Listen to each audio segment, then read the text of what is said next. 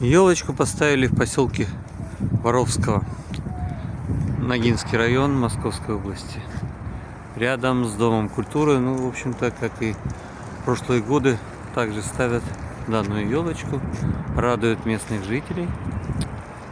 И вот решил поснимать, как красиво это все выглядит.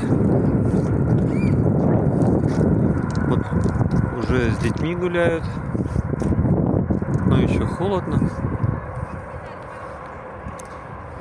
Ну, главное, что и гирлянды светятся, светодиодные.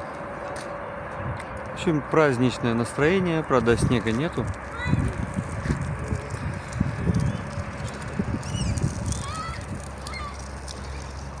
Да, в прошлом году я был в Армении и там снимал елочку. Вот у меня есть на моем канале.